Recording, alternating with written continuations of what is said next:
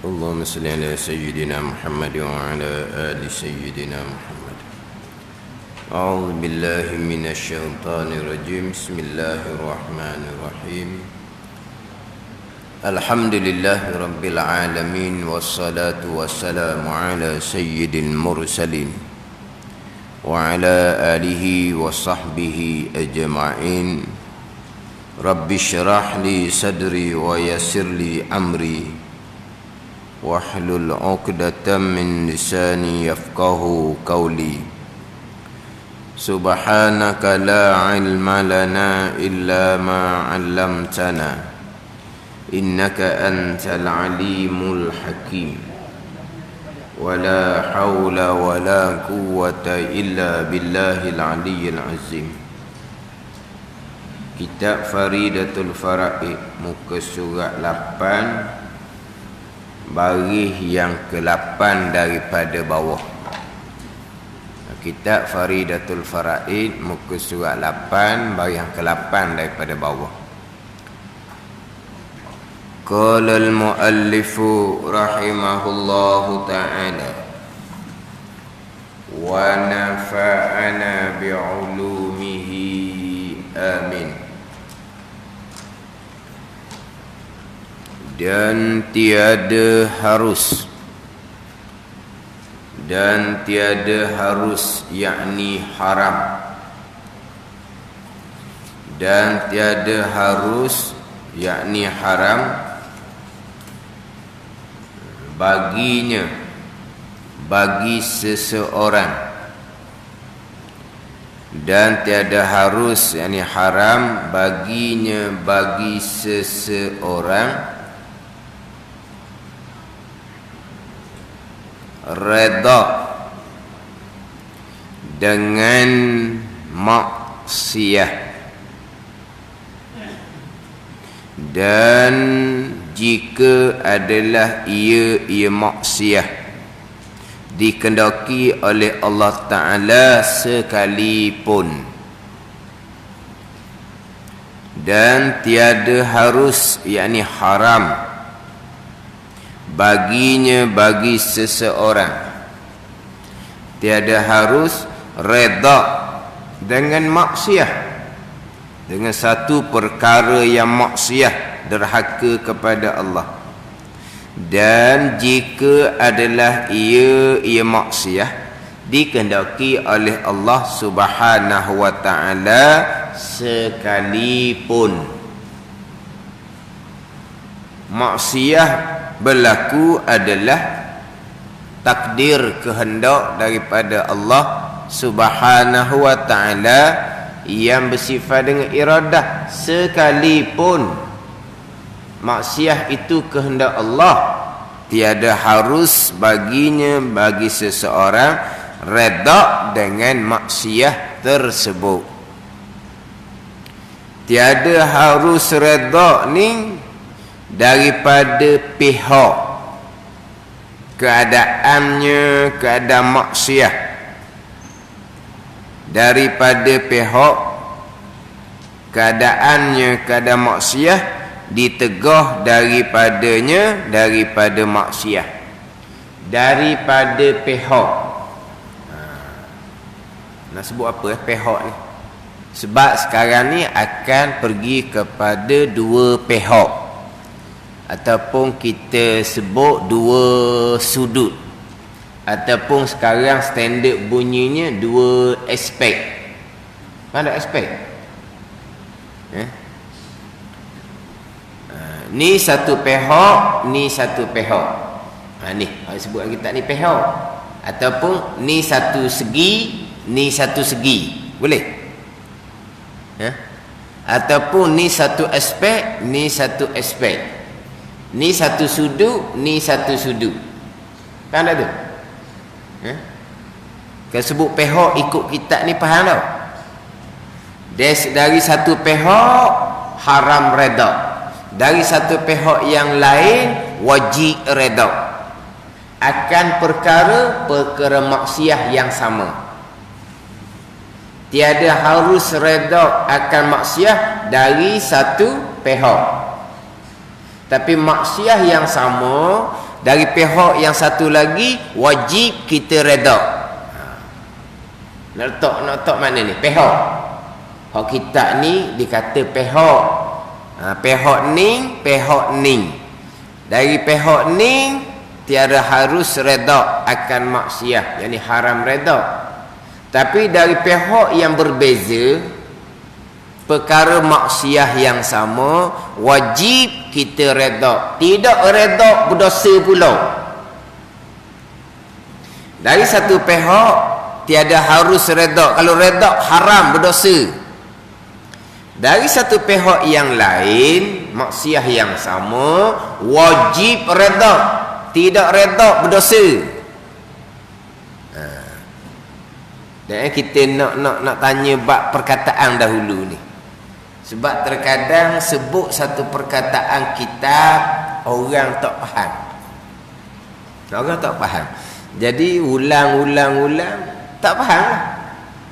Apabila tak faham perkataan sahaja asalnya, jadi tak faham lah masalah. Tak faham perkataan. Ni contoh. Mengajar terkeras. Batuk, jikalau terkeras tidak membatalkan sembahyang. Kalau batuk buat-buat, batal sembahyang. Kalau terkeras tak batal. So nak balik lepas mak isyak, orang mai tanya, "Ustaz, terkeras tu makna apa?" Jadi mana perkataan kita tu orang tak faham. Terkeras maknanya macam bersing itulah. Maknanya kita tak boleh nak kawal, kita tak boleh nak kontrol. Dia pun bersing, dia panggil apa? Terkeras. Mana apa tak sengaja lah. Tapi perkataan terkeras tu orang tak faham. Jadi tak faham satu perkataan saja. Jadi kita sebut terkeras. Tak panjanglah huruf. Terkeras ni maknanya kita tak boleh nak kawal. Terkeras ni maknanya kita tidak boleh nak kontrol. Tak panjanglah. Sebab ingat-ingatnya sebut kata terkeras. Satu laginya batuk dengan sengaja, dengan buat-buat. Jadi mana terkeras ni hak tak sengaja lah, hak tak boleh nak kawal lah. Tapi tak hurai lah. Sebut terkeras tak faham. Sekarang ni hak hari ni ialah kita tiap-tiap hari kita kena duduk sandar molek, tupu molek kepada ilmu. Itu adab. Orang kita alhamdulillah dalam bab ilmu ni sekarang, adab tu alhamdulillah lah. Masa saya mula-mula ngajar dahulu tu, masa tu majlis ilmu pun tak berapa nak ada. Bersembang je, dia tak peduli orang ngajar. Hak paling kuat bersembang orang perempuan, tapi bukan di Losong. Perempuan di kampung lain. Dia bersembang je. Dah lah ada 2 orang. Ada 2 orang je. Tabir dibuka sikit. Duduk 2 orang tu di betul tabir hak dibuka tu. Hak ada 2 orang ni bersembang daripada awal sampai ke akhir. Tapi saya tak kata apa. Mana buat tak peduli je lah. Kita faham dah. Masyarakat dengan ilmu masa tu agak baharu. Dia hanya majlis surau tu tempat semayang berjemaah sahaja. Mana kalau ada majlis ilmu pun di masjid besar-besar, itu pun tidak tiap-tiap malam. Dalam seminggu 7 malam tu adalah 2, 3, 4 malam gitu je. Tempat-tempat lain biasa tidak ada, hanya berjemaah sahaja masa tu. Jadi tak tahu bab adab. Sekarang alhamdulillah lah. Pada antara adab belajar ni kita kena fokus molek, ambil tumpuan molek. Kepala otak kita jangan duduk melayang-layang ke lain. Hal lain tu nanti dululah. Waktu kita mikir semula pukul 10.30 nanti. 10.30 nanti kita fikir semula lah perkara-perkara lain. Masa ni kita fokus dahulu. Memang waktu tetap dah. Tapi ni sama telah ni. Yang kita duk bicara bicara qadar dan qada di bawah tajuk iradah ni, memang masih lagi bicara asas fardu ain, bukan fardu kifayah. Asas fardu ain pula hak rukun iman yang keenam, qadar dan qada. Tak lepas ini habis. Sekarang kita nak masuk kepada bicara, sebenarnya kita akan bicara bukan bicara ilmu tauhid, bukan bicara ilmu tauhid. Kita bicara sifat mahmudah, redha dengan qada Allah Subhanahu wa taala. Jadi redha dengan qada Allah ni sifat mahmudah, dipanggil ketaatan hati, ketaatan batin, hak dalam ilmu tasawuf, yang mana memahami apa yang kita akan bicara hari ini termasuk ilmu yang wajib fardu ain kepada kita. Reti tahu dalam bab redha ni ilmu fardu ain kepada kita. Kemudian hati kita redha, ini amal fardu ain kepada kita. Mengetahui berkaitan dengan redha ilmu fardu ain. Beramal hati dengan redha itu amal batin fardu ain. Bunyi lain dah. Bunyi speaker kuat ke mana? Macam mana? Okey dah. Kegepa.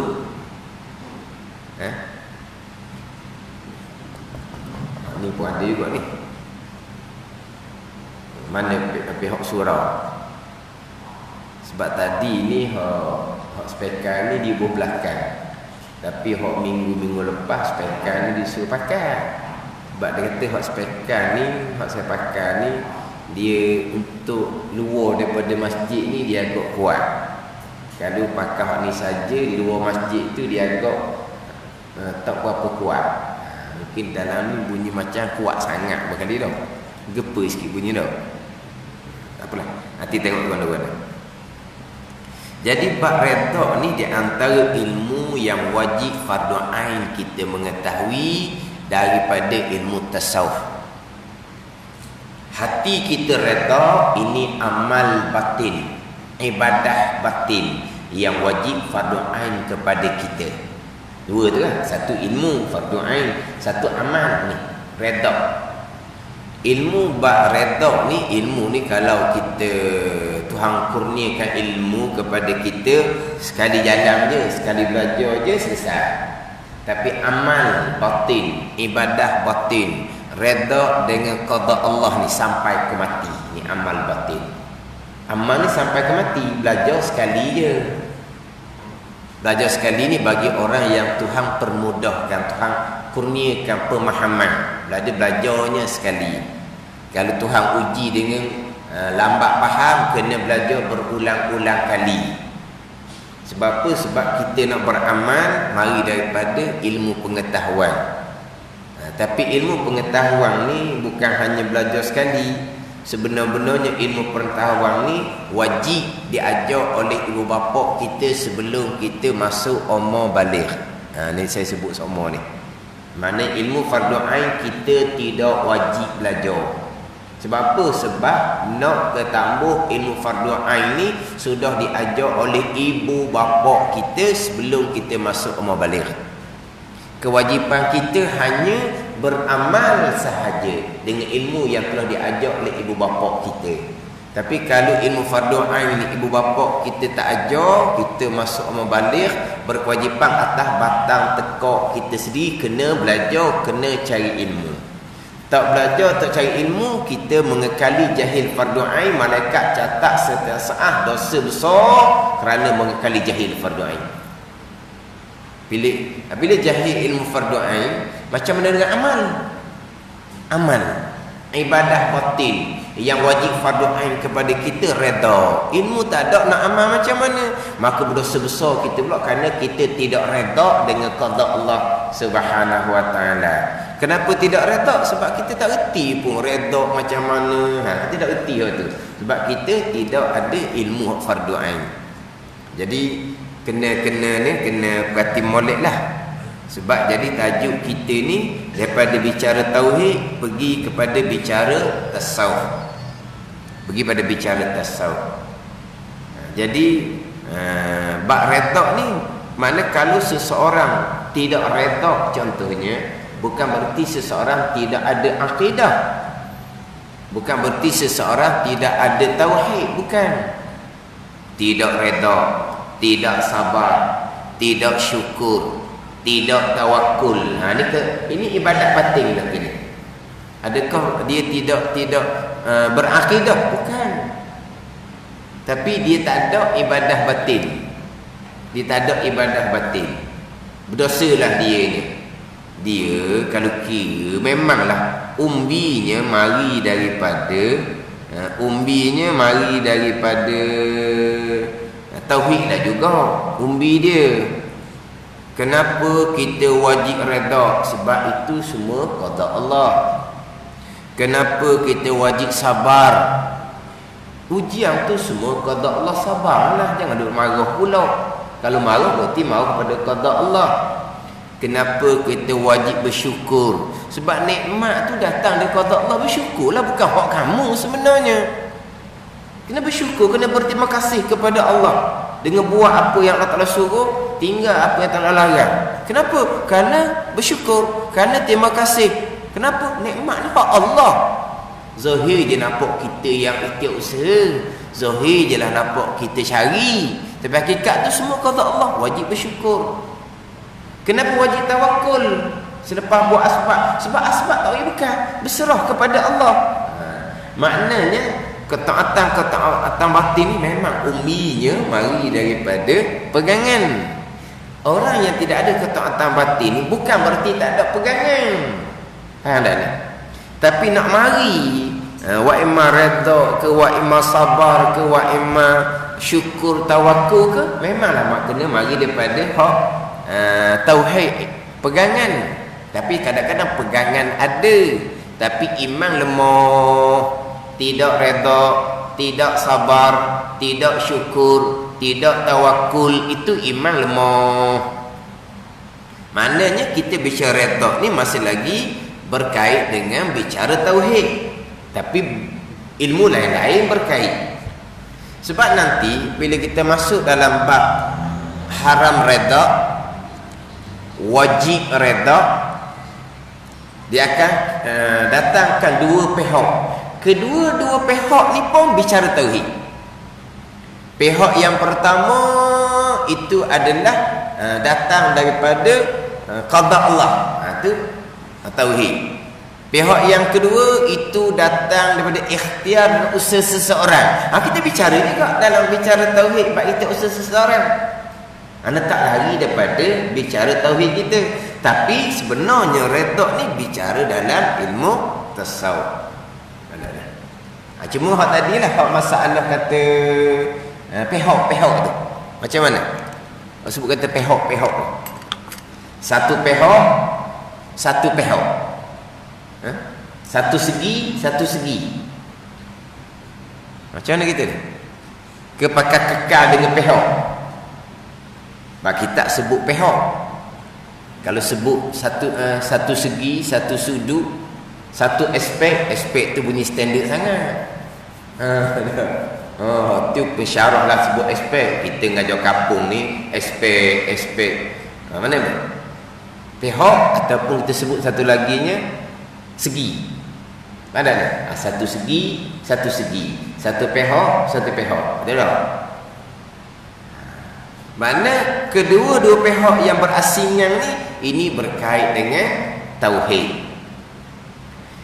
Redha tak redha, wajib redha, haram redha, itu pergi kepada ketaatan batin, ibadah batin, tasawuf. Yang mana saya bawa kitab Penawar Bagi Hati. Bukan nak baca kitab Penawar Bagi Hati, cuma sebagai sandaran. Sebagai sandaran, saya bawa kitab Penawar Bagi Hati. Sifat mahmudah yang ke-9 daripada 10 sifat mahmudah dalam kitab Penawar Bagi Hati. Di muka surat 94, 95 pembicaraan yang akan kita bicara ni adalah di muka surat 95. Jadi kita baca kitab dahulu. Lepas tu saya akan sebut pihak dan juga segi.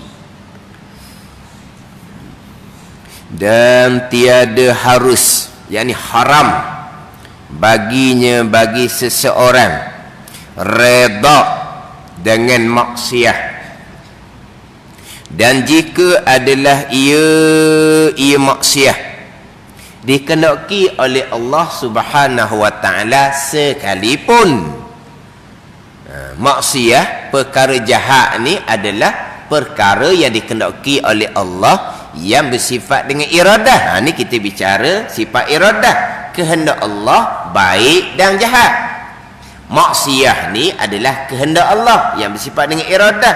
Walaupun perkara jahat ni kehendak Allah, haram kita redha, haram kita terima, haram kita setuju hati. Pula dah boleh ke tak redha, tak terima qada Allah ni pula, kehendak Allah ni. Haram redha ni daripada pihak, daripada segi keadaannya, keadaan maksiat itu ditegah daripadanya.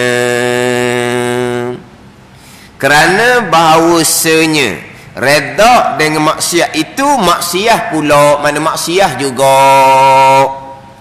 Ar-redha bil maksiati maksiatun. Redha setuju dengan satu perkara maksiat, maksiat juga. Jadi dua kali maksiat. Bukan maksiat juga ni, maksiat pula. Nak pula dah. Dua kali maksiat. Yang pertama kerja satu perkara maksiat, yang kedua redha pula. Tu dua kali maksiat. Itu hak haram redha. Ni satu lagi. Dan wajib redha. Wajib redha pula ni. Tadi tiada harus redha, yang ni haram redha. Ni wajib redha dengan maksiat. Maksiat mana? Maksiat yang tadi nah. Maksiat yang sama. Tapi satunya haram redha, satunya wajib redha.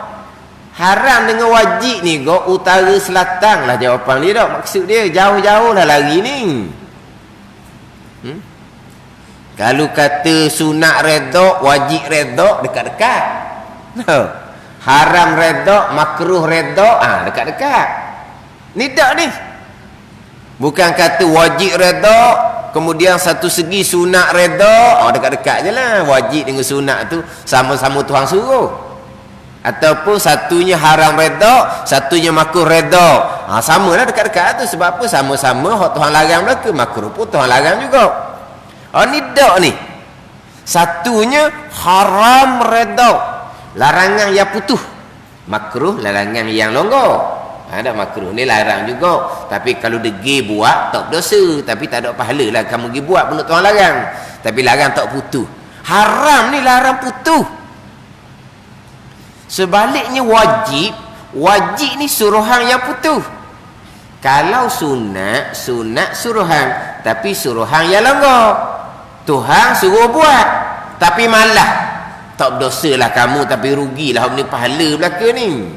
Tapi Tuhan tak ambil salah. Tapi Tuhan suruh ke tak? Tuhan suruh. Kalau buat untung besar, Tuhan beri pahala. Tapi Tuhan suruh pun Tuhan suruh longgar. Waktu sunat. Ni dah ni wajib, wajib. Suruhan yang putus, haram, larangan yang putus. Kemudian dua ni pula pada satu maksiat yang sama. Tapi haram dengan wajib ni berlawan sangat-sangat. Tak berlawan. Sebab apa? Sebab dari pihak, dari segi yang berlainan. Maka tak berlawanan lah. Ni daripada pihak mana pula ni? Dan wajib redha. Hak tadi haram redha daripada satu pihak, daripada satu segi. Dan wajib redha dengan maksiat, satu maksiat yang sama. Tapi wajib redha ni daripada pihak, daripada segi keadaannya. Keadaan maksiat tu dikehendaki oleh Allah. Ada sudut qada Allah, maka wajib redha. Kenapa wajib redha? Kerana bahawasanya redha dengan hukum Tuhan yang mukhtar, Tuhan yang memilih Jalla wa'ala. Hukum Tuhan, mana apa hukum Tuhan? Ketetapan Tuhan. Hukum Tuhan ni hukum ke, qadar ke, qada ke, sama je. Hukum ni ketetapan Allah. Perkara maksiat yang berlaku ni Allah yang menetapkan pada azal, Allah yang kehendaki pada azal. Itu makna hukum Allah. Jadi maksiat ni adalah hukum Allah yang mukhtar, Allah yang memilih, yang dipilih oleh Allah Subhanahu, Allah yang memilih. Sebab ikhtiar hakiki milik Allah Subhanahu wa ta'ala. Jadi sekarang ni kita redha, wajib redha dengan maksiat daripada pihak maksiat ni dikendaki oleh Allah, dihukumkan oleh Allah, ditetapkan oleh Allah yang memilih segala-gala perkara baik ataupun jahat. Ni hak ayat kita. Hak bagian kita duduk molek ambil faham. Sebab dalam kitab ni pihak yang pertama tu, sudut yang pertama tu dia agak payah sikit ayat dia tu. Sudut yang pertama, dan tiada harus baginya bagi seseorang redha dengan maksiat, dan jika ada ia maksiat dikendaki oleh Allah Ta'ala sekalipun daripada pihak keadaannya ditegah daripadanya, kerana bahawasanya redha dengan maksiat itu maksiat pula. Dari sudut ditegah dalam setengah-setengah kitab, dari sudut maksiat yang ditegah tadi itu datang daripada ikhtiar usaha seseorang. Adapun kalau kata dari pihak keadaannya ditegah, memanglah maksiat ni ditegah, memang perkara mungkar ni ditegah. Faham tak ni? Perkara maksiat memang ditegah, perkara mungkar memang ditegah. Hak dalam kitab Penama Bagi Hati dia letak daripada pihak ikhtiar usaha seseorang pada berbuat maksiat yang ditegah oleh Allah Subhanahu wa ta'ala, yang dilarang oleh Allah Subhanahu wa ta'ala. Itu senang. Memanglah maksiat mungkar perkara ditegah oleh Allah, tetapi yang kita nak bicara ni perkara ditegah oleh Allah ni seseorang melakukan dengan pilihan dan usaha seseorang. Dari pihak, dari segi ikhtiar usaha. Jadi sama ada kita bicara kehendak Allah, sama ada kita bicara baikhtiar seseorang, itulah bicara kita hak berkaitan dengan ilmu tauhid. Faham tak ni? Jadi kita nak pergi pada bicara redha ni, kita kena mati molek, kemah molek, kena ni kena tahqiq, kena jelas molek. Satu segi, satu pihak adalah ikhtiar usaha seseorang. Dari satu pihak, satu segi, qada kehendak Allah Subhanahu wa ta'ala. Hak ni kita balik kita bicara terdahulunya. Cuma kita bicara di bawah tajuk iradah ni, kita bicara berkaitan dengan kehendak.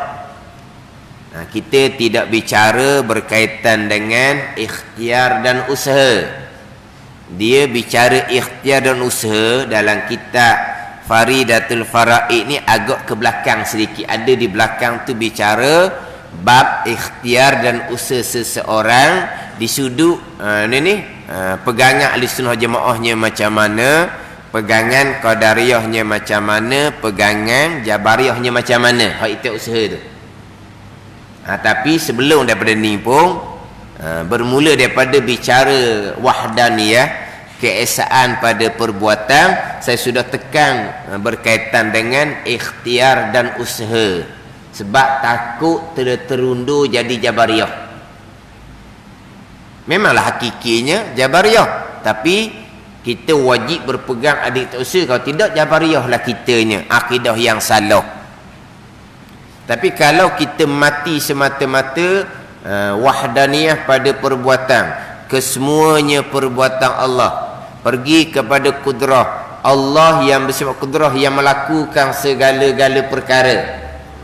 Kita masuk pada sifat iradah Allah yang bersifat kudrah, melakukan segala-gala perkara sebagaimana yang dikehendaki oleh Allah pada azal, pada sedia kala iradah. Tetapi pembicaraan keesaan pada perbuatan, kesemuanya perbuatan Allah, kemudian pembicaraan sifat kudrah Allah yang bersifat kudrah, yang melakukan segala-gala perkara, di tajuk tu tak ada cerita bab istiusaha.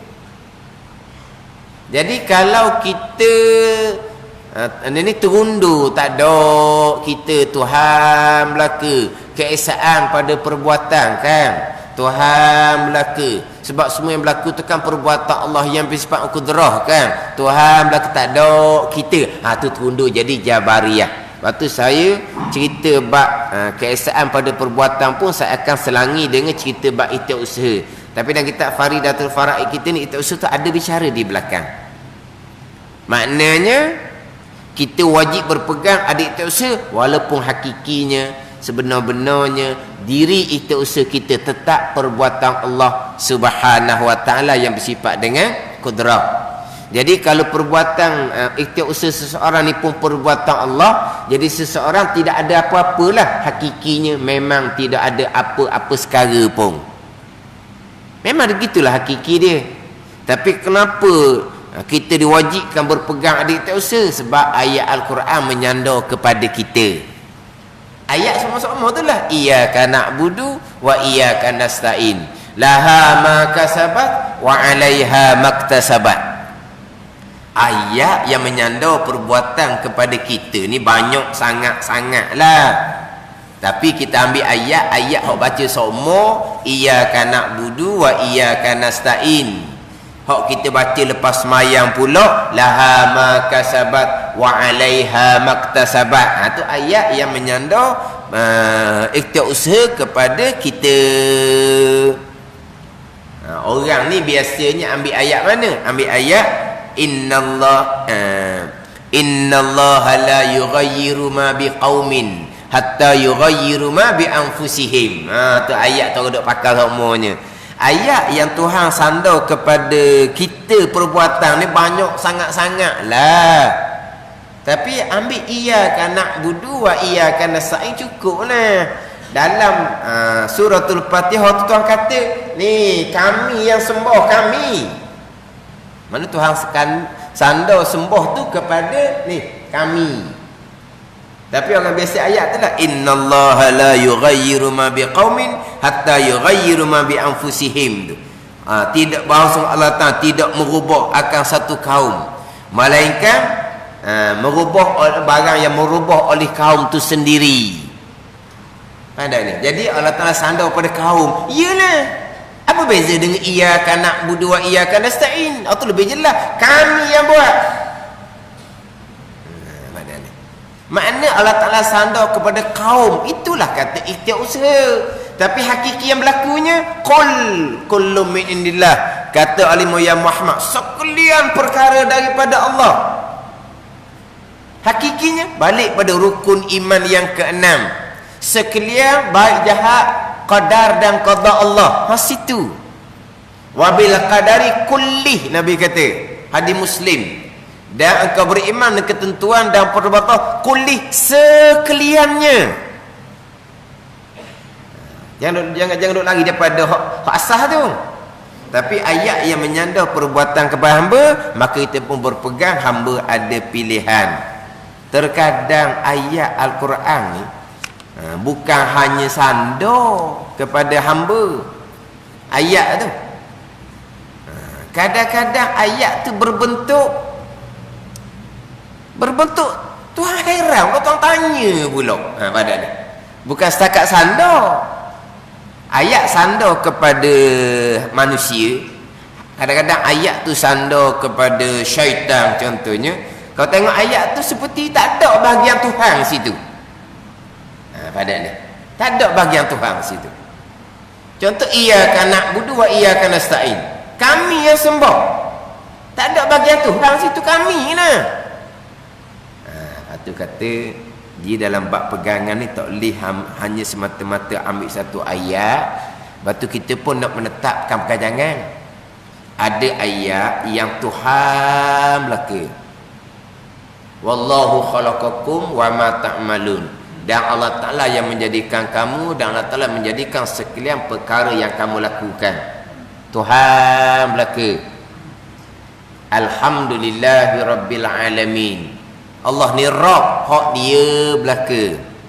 Ada ayat yang sandar kepada kita, sandar kepada manusia, sandar kepada syaitan, sandar kepada asbab. Ayat tu pula seolah tak ada pula Tuhannya.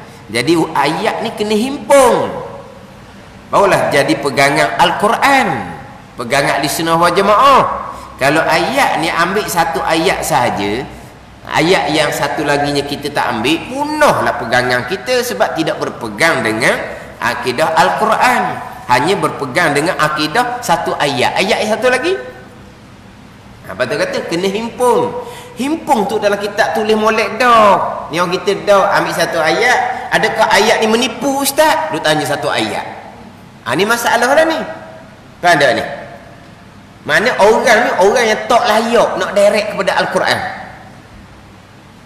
Nak direct pada Al-Quran ni kena ada satu Al-Quran.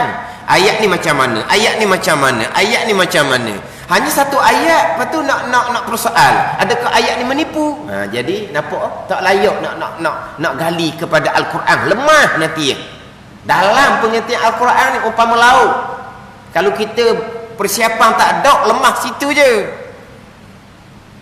Kata macam mana? Balik kepada kitab-kitab tauhid karangan ulama yang muktabar, hok ambil daripada Al-Quran, bubuh siap dalam tu lalu. Lepas tu kita nak direct pada Al-Quran, tu kena persiapan yang banyak, sebab kita nak terjun ke laut yang dalam. Tak ada persiapan, lemah kitanya. Ambil satu ayat kita nak soal. Ni saya pasal ni saya tak layang sebenarnya, sebab apa hak ni dia tak faham. Dia konon-konon ambil ni ayat Quran ni macam mana ni? Quran ni sandar pada kita ni. Betul lah. Iyyaka na'budu wa iyyaka nasta'in. Kami yang sembah. Ada ni. Terkadang ayat Al-Quran ni bukan kata sandar kepada manusia. Ayat tu macam Tuhan soal pula dah. Contoh ayatnya, kaifa takfuruna wa antum tutla alaikum ayatullahi wa fikum rasuluh. Kaifa takfuruna wa kaifa takfuruna wa antum tutla alaikum ayatullahi wa fikum rasuluh. Al-Imran ayat 11. Tuhan tanya, dan betapa kufur kamu. Kaifa, ta'ajub, hairan. Betapa kufur kamu. Tengok tu. Faham tak? Seperti Tuhan tak kehendak. Ada ni. Seperti macam Tuhan tak tahu dah. Macam kita. Kenapa kamu buat seumpama tu? Mana perkara yang dibuat tu kita tak kehendak dan kita pun tak sedar. Kita tanya tu kan? Kenapa? Kenapa kamu jadi gini? Kenapa kamu buat perkara ni? Sebab apa? Sebab kita tak kehendak dan kita tak sedar pun masa mana dia buat. Kita pun jadi takjub. Betapa kamu? Kenapa kamu buat perkara ni? Ada tak kehendak kita? Tak ada kehendak lah, kita pun tak tahu, tak sedar pun dia buat. Lepas tu kita soal. Jadi Tuhan soal ni, wa kaifa takfurun, dan betapa kufur oleh kamu. Wa antum tutla alaikum ayatullahi wa fikum rasuluh. Padahal kamu dibaca atas kamu akan ayat-ayat Allah, dan di sisi kamu ada Rasulullah. Orang Mekah ni. Betapa kamu kupu lagi. Walha kamu tu dibaca atas kamu akan ayat-ayat Allah. Dan daripada kamu pula bersama dengan kamu tu Rasulullah. Betapa kamu kupu. Tengok tu. Situ kak macam tuan tak kendak ah. Tuhan hairan pula. Betapa kamu kupu. Pada ni. Itu satu ayat. Lepas tu ayat hak kata Tuhan belaka tu. Tu kata kita nak direct pada Quran ni berapa ayat yang kita tahu.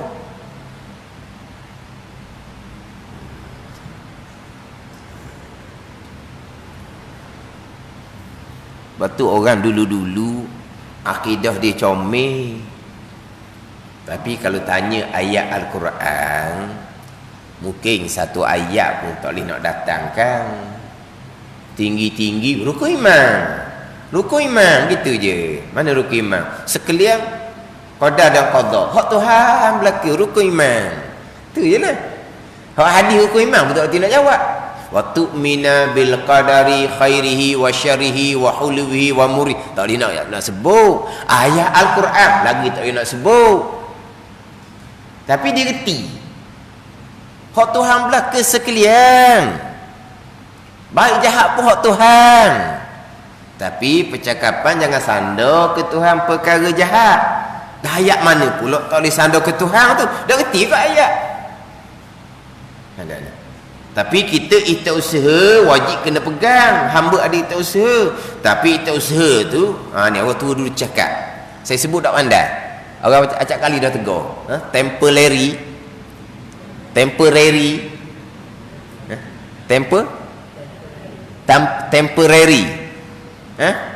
Dan ni ayat orang tua ni. Kita ada ikhtiar usaha pun temporary je, dia kata. Letak je di kita. Hakiki kita tak ada. Tuhan belaka. Tengok. Ayat orang tua.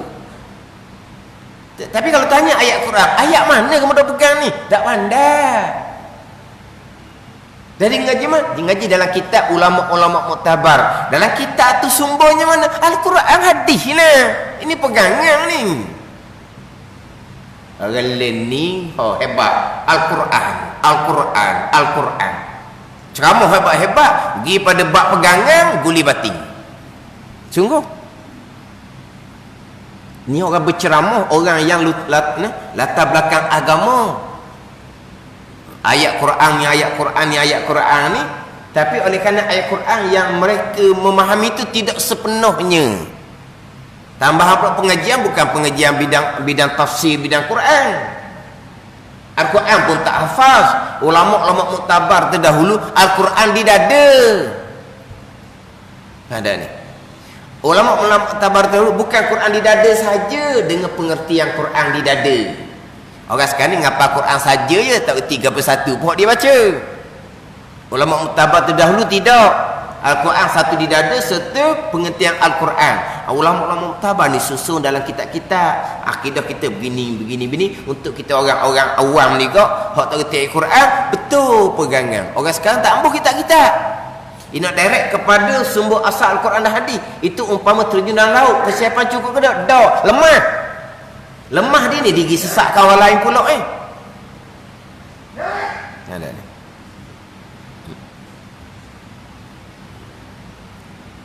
Kalau kita nak cerita bab dua ayat, Fatihah lah. Alhamdulillahirabbil alamin. Iyyaka na'budu wa iyyaka nasta'in. Alhamdulillahirabbil alamin. Allah Rabb, Allah Tuhan yang hakiki. Hak dia belaka. Iyyaka na'budu wa iyyaka nasta'in. Akan dikau kami yang sembah. Kami pula. Nak campur macam mana dua ayat.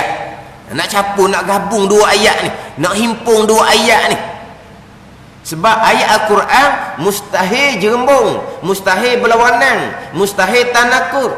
Tapi nak campur, nak gabung, nak himpung tu macam mana? Ini yang tugas ulama-ulama muktabar.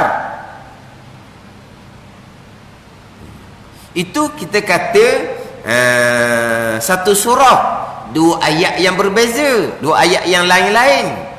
Terkadang satu ayat.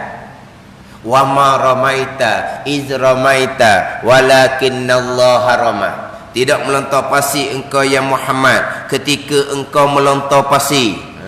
Akan tetapi Allah Ta'ala lah yang memasukkan pasir ke dalam mata orang kafir ketika peperangan Hunain dengan puak Hawazin selepas pembukaan kota Mekah. Tidak melontar pasir engkau ya Muhammad. Nabi ambil pasir, Nabi lontar. Tidak melontar pasir engkau ya Muhammad.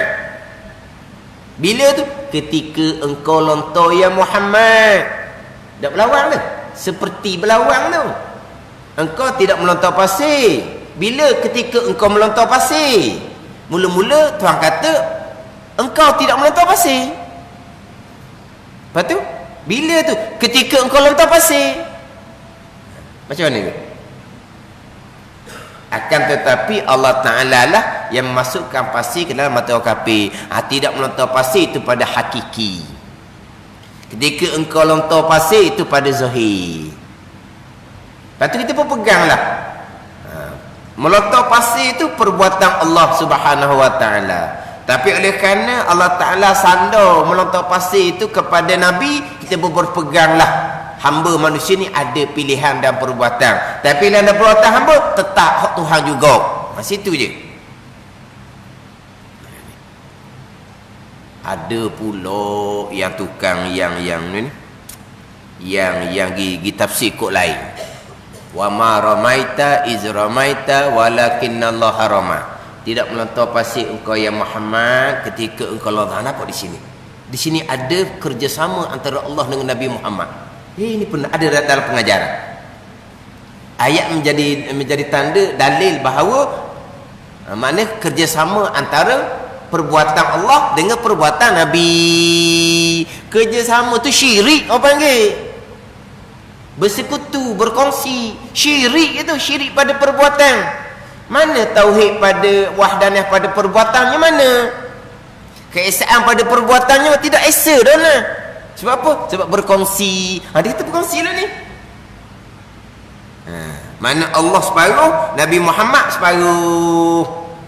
Ayat tu dia letak pada syirik. Sebab apa ni? Dia pakai sendiri dah tu. Ada pun hak jalanan ahli sunnah wal jamaah, ayat tu digabungkan, dihimpunkan dengan bahawa hakikinya hak Tuhan belaka. Kita pegang balik kepada keesaan pada perbuatan, kita pegang balik pada rukun iman yang keenam, sekalian qadar dan qada Allah. Tapi oleh kerana Al-Quran menyebut izramaita, ketika engkau lontar, Tuhan kata Nabi juga lontar tu, maka wajib berpegang manusia ada pilihan dan perbuatan. Itu je. Tapi pilihan dan perbuatan manusia bukan kosi, tetap perbuatan Allah. Dan hakikinya tak ada lah. Waktu Tuhan belaka lah. Kok mana lagi? Tu kadang-kadang pusing. Ulang punya. Tak boleh nak turuk juga. Bertahun-tahun. Tak tahulah makan apa. Tak tahulah makan pelikan more kali. Kuat makan kepala ikan. Lepas tu orang tua marah. Jumpa ikan kok serong kepala ikan tu. Benar. Jangan kuat nak makan kepala ikan. Payah nak mengaji. Dah sungguh ni. Ada orang sampai ke bertahun-tahun. Barulah kemudian Allah start sikit sangat. Lepas tu Allah lama kena bertahun-tahun. Tak boleh nak turuk dia kata. Tak boleh turuk kat mana? Hak keesaan pada perbuatan dah. Tak ada turuk mana? Sekalian qadar dan qada tu. Tak ada kita, tak ada turuk tu. Apa jadi tak ada turuk? Tak. Wajib berpegang pula ada ikhtiar usaha. Jadi payahlah pula jadinya. Kena berpegang dia atas usaha. Tapi atas usaha ni hak Tuhan juga. Jadi payah dia kata. Dia main kuat akal. Bertahun-tahun habis satu kitab kadang-kadang. Sikit sahaja. Lepas tu perkara jahat pula, kenapa payah nak terima? Dah pegangan sekalian. Bercakap kali kata hak Tuhan pula jahat. Jadi susah pasal tu. Jadi dia kata susah. Ni dia banyak duduk pakai akal, banyak duduk fikir. Sebab apa? Sebab mula daripada orang balik tidak berpegang dengan akidah ahli sunnah jemaah, berpegang dengan akidah yang sesat. Mula daripada membaligh, berpunca dari ibu bapa tidak beri ilmu akidah usuluddin kepada anak sebelum masuk membaligh. Bila ibu bapa tak beri ilmu usuluddin, ilmu tapak agama, tak ada agama lah anak kita, walaupun semayang bang tak tinggal pun tak ada, sebab tak ada usuluddin. Ini berat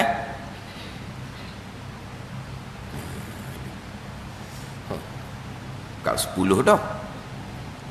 Tak masuk juga hari ni kita bab redha dengan qada Allah ni.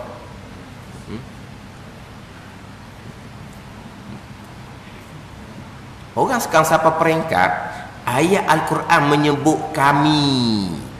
Quran kan sebut kami kan. Inna anzalnahu fi lailatul qadr. Kami menurun Al-Quran. Sebab apa Quran kata kami? Sebab bekerjasama antara Allah dengan malaikat Jibril. Apa cakap kamu? Patut Allah Ta'ala kata kami. Sebab bukan Allah saja. Allah bekerjasama dengan malaikat Jibril untuk menurunkan Al-Quran. Cerita bab kami menumbuhkan tumbuh-tumbuhan. Kenapa Quran kata kami menumbuhkan tumbuh-tumbuhan? Sebab bekerjasama antara Allah dengan petani. Sebab tu Quran sebut kami yang menumbuh tumbuh-tumbuhan. Sebab apa? Sebab di situ ada kerjasama antara perbuatan Allah dengan perbuatan petani. Sebab tu Tuhan kata kami, Tuhan tak kata aku. Kalau Tuhan saja yang buat, Tuhan saja yang turunkan Al-Quran, aku je lah, berapa nak kami-kaminya. Kan aku ni kan mutakallim wahdah. Mana seorang kita lah. Kalau kami mutakallim ma'a ghairi, kami dengan makna yang bercakap dan serta yang lain, itu kami. Tapi kami ni sendiri bukan hanya mutakallim ma'a ghairi, dia ada kami mu'azzim nafsah, untuk membesarkan diri. Jadi Allah Ta'ala kata kami ni, mana Allah Ta'ala dengan makna Allah nak membesarkan diri Allah. Bukan kami dengan makna Allah bersekutu dengan yang lain.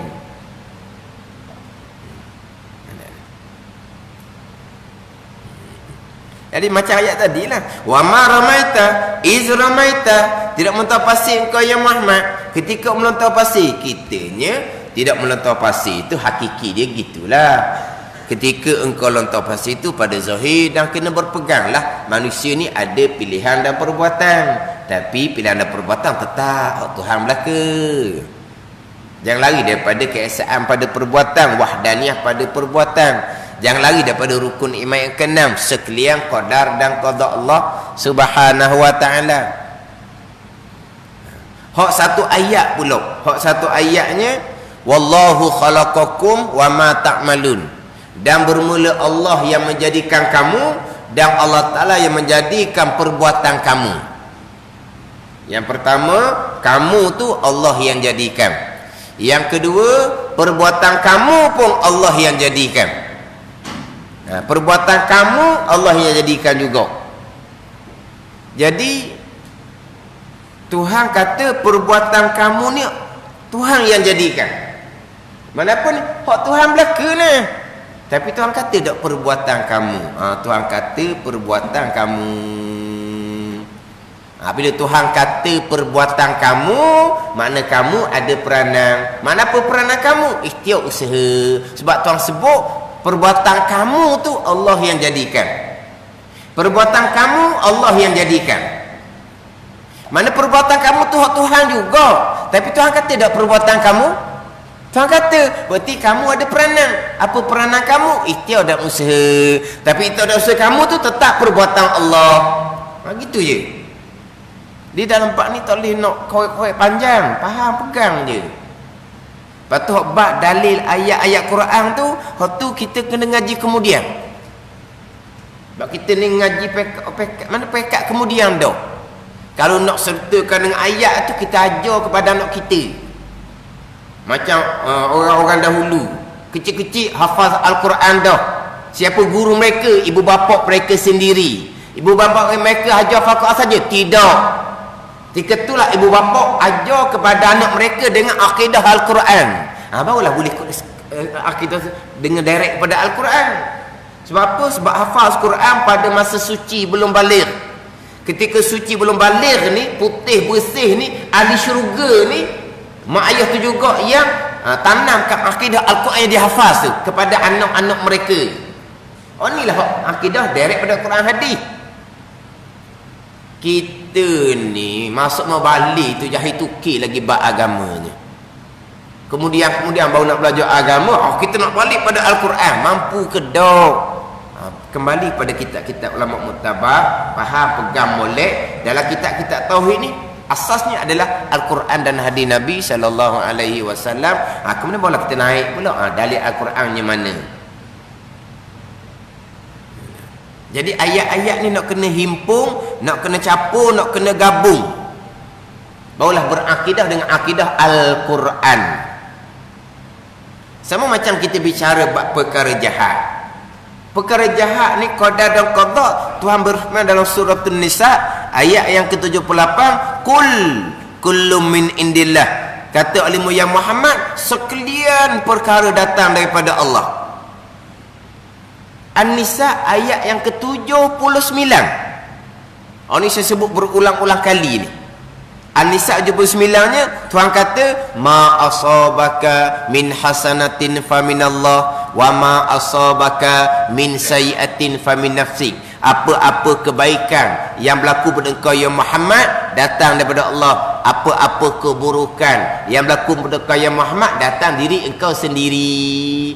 Dan An-Nisa ayat yang 78, kullu minillah. Kata oleh Muhammad sekali datang daripada Allah. Tak ni hak baik daripada Allah, hak tak baik datang diri engkau sendiri. Nak ipung macam mana tu? Nak gabung macam mana tu? Seperti berlawang, seperti jerembung. Ayat Quran mustahil berlawang. Lepas tu hak kullu minillah itu pegangan. Lepas tu ma asabaka min sayyi'atin man asabaka min hasanatin faminallah wa ma asabaka min sayyi'atin famin nafsi. Ini percakapan yang baik daripada Allah, yang tak baik datang dari kelemahan saya sendiri. Gitu tu. Ulama yang tu ni, ini akidah yang dibawa oleh Nabi sallallahu alaihi wasallam. Ini akidah yang dipegangi oleh para sahabat. Ini akidah Ahlussunnah wal Jamaah. Kemudian ulama kemudian dia pula disusun dalam kitab. Ini akidah Al-Quran hak Nabi bawa, ini akidah para sahabat radhiyallahu anhum. Bukan ulama yang reka pula dalam kitab ni, ulama cuma kitabkan untuk memudahkan kita orang kemudian. Hadis Tuhan Nabi bersabdanya, wa tu'mina bil qadari khairihi wa syarihi. Itu kita tahu sangat tu rukun iman yang keenam. Baik jahat datang daripada kehendak dan perbuatan Allah. Hadis yang lain pula Nabi bersabda, wal khairu kul fi yadaik wasyarru laisa ilaik. Ni bacaan kunut Nabi sallallahu alaihi wasallam. Kebaikan sekaliannya di sisi engkau ya Allah, kejahatan tidak disandar kepada engkau ya Allah. Itu adab percakapan pula. Jadi nak himpun, nak gabung, nak capur ni hak ulama letak dalam kitab ni untuk memudahkan kita. Lepas kita kemah dalam kitab, kita pun nak naik ngaji lebih tinggi, nak tahu pula ayat-ayat. Tu bagi orang tertentu lah pulaknya. Kita sebut An-Nisa ayat ke-78 79 tu pun ingat? Puluh-puluh kali dah sebut An-Nisa ayat yang ke-78, kullu min indillah. An-Nisa ayat yang ke-79, ma asabaka min hasanatin faminallah wa ma asabaka min sayyi'atin famin nafsi. Itu mana? Ingat? Tak ingat tu juga. Lepas tu nak pergi panjang kot mana. Tapi tak apalah. Pegang kita kemah dah. Sekian perkara baik jahat datang daripada Allah, pegangan percakapan yang baik daripada Allah, yang buruk datang daripada kelemahan diri kita sendiri. Dan kita berpegang kita ni ada ikhtiar usaha, tapi ikhtiar usaha kita pun tetap datang daripada qadar dan qada Allah. Hak Tuhan belaka termasuk ikhtiar usaha. Jadi bila kita faham bab satunya qada Allah, ketetapan Allah, perkara jahat ni, satunya perkara jahat ni ikhtiar usaha kamu. Ni dia panggil apa? Dua pihak, dua segi. Tapi dua pihak, dua segi ni kena mati di akidah kita lah. Di akidah kita maksiat kehendak Allah yang sifat dengan iradah. Dan maksiat tu juga datang daripada ikhtiar dan usaha seseorang. Itu akidah kita. Akidah kitanya perkara jahat kehendak Allah. Kita berpegang perkara jahat ni ikhtiar usaha. Tapi ikhtiar usaha sekalipun hakikinya tetap kehendak engkau akan kehendak Allah Subhanahu wa taala. Tapi kita asing dua tu dulu. Jadi perkara jahat ni kalau dari pihak dari segi ikhtiar usaha seseorang, haramlah redha.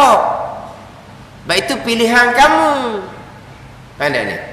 Tetapi kalau dia dari pihak maksiat ni kehendak Allah, wajiblah redha. Siapa kita tak mau redha dengan kehendak Allah? Tapi nak letak macam ada dua pihak yang berbeza daripada satu perkara maksiat yang sama. Ni sebelum kita nak letak molek dua ni, ilmu kena kemah molek lah. Dari pihak ni begini, dari pihak ni begini.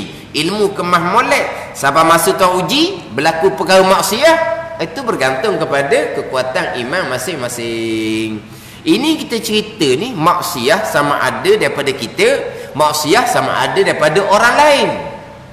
Kalau maksiat daripada kita, dulu kita jahil fardu ain. Itu maksiat dosa besar hak kita. Hak daripada kita. Dari pihak jahil fardu ain kita tu pilihan kita. Ini usaha kita yang mengekali jahil fardu ain, duk sibuk ngaji ilmu dunia semata-mata. Maka dari sudut pilihan dan perbuatan kita perkara maksiat jahil fardu ain ni, kita wajib bertaubat kepada Allah Subhanahu wa taala. Kenapa bertaubat? Walah maksiat tu kok kehendak Allah. Kita bertaubat kerana maksiat tu pilihan dan perbuatan kita. Lepas tu kita wajib bertaubat. Dari pihak pula kejahilan kita pada masa lampau kehendak Allah, kita reda. Jangan ada persoalan kenapa Allah tak jadi kita ni belajar daripada muda. Jangan itu kehendak Allah. Terima je, reda je. Payah tua-tua ni nak belajar, payah tak payah pun alhamdulillah Tuhan buka hati kita belajar. Payah nak faham, nak reti, kita sabar, kita reda, kita belajar sampai ke mati. Gitu je lah. Tak bersoalah. Kalau lah Allah bapalah, Allah tua-tua ni barulah reti agama. Terima, itu kehendak Allah. Ada. Itu kalau maksiat tu daripada kita. Kalau maksiat tu dilakukan oleh orang lain, kita buat misal mudahnya, maksiat tu dilakukan oleh mereka yang bertanggungjawab kita. Maksiat dilakukan oleh anak isteri kita. Anak kita buat satu perkara maksiat.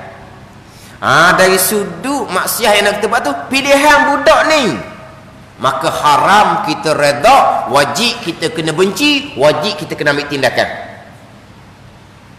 Tapi dari sudut maksiat yang nak kita lakukan kehendak Allah, la haula wala quwata illa billah, masya Allah budak ni.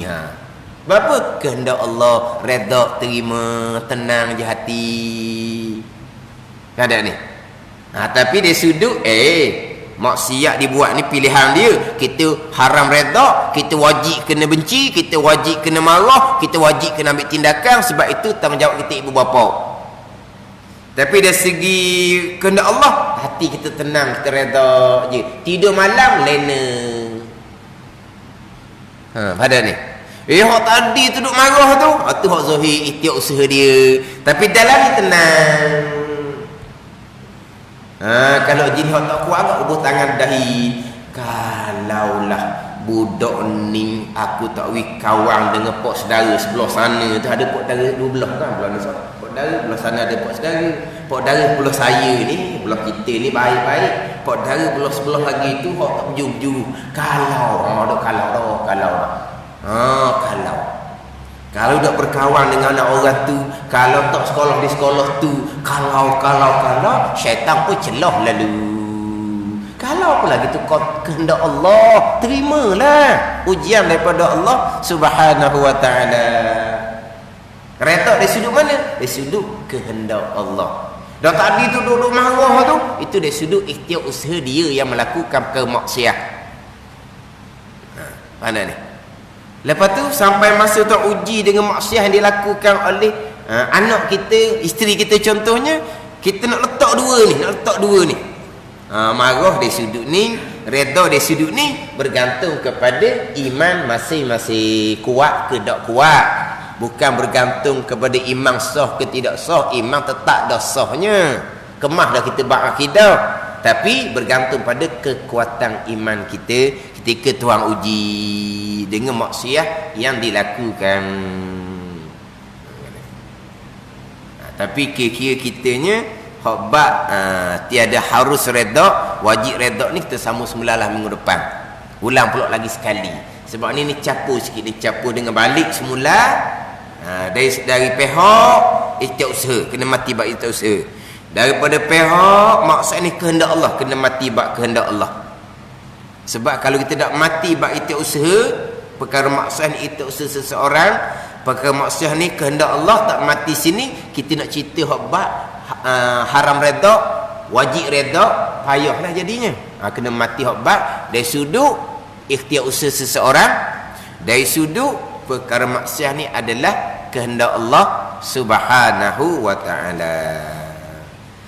Tiada harus baginya, dan tiada harus baginya redha dengan maksiat. Wallahu a'lam.